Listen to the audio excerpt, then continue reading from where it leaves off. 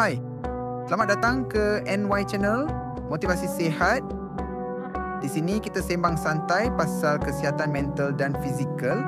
Sama ada korang tengah cari semangat baru, tips untuk kekal positif atau nak jaga kesihatan badan dengan cara mudah, channel ni memang untuk korang. So, let's go.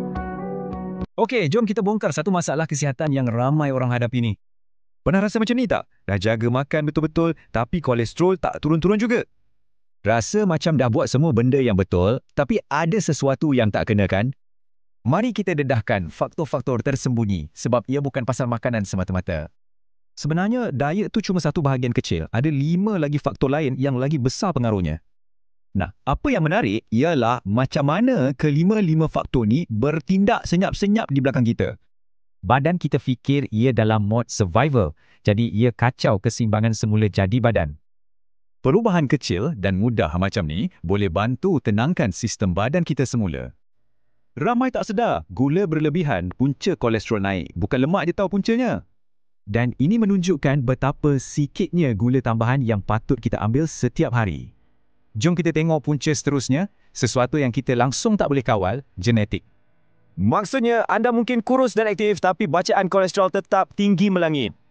Poin penting kat sini, bila kita tahu pasal genetik kita, kita ada kuasa untuk bertindak.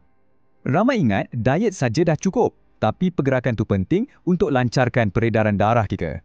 Tak perlu lari maraton pun, cuma perlukan aktiviti sederhana yang konsisten je. Okey, punca tersembunyi yang terakhir ni mungkin akan mengejutkan ramai orang yang dah jaga makan. Badan kita mungkin tak dapat cukup serat dan lemak baik yang penting untuk metabolisme. Konsep pinggan sihat ni mudah je. Ia bantu pastikan kita dapat semua nutrien yang diperlukan. Lemak baik ni sangat penting tau untuk bantu badan kita uruskan kolesterol dengan betul. Kadang-kadang ubah gaya hidup saja tak cukup dan itu tak mengapa, serius. Ubat macam statin boleh jadi pelindung yang sangat berkesan untuk kesihatan jangka panjang anda. Semuanya saling berkait. Stres, genetik, pergerakan dan keseimbangan keseluruhan hidup kita. Cuba kita ubah cara fikir kita daripada menyekat kepada menambah baik. Pasti lebih berkesan.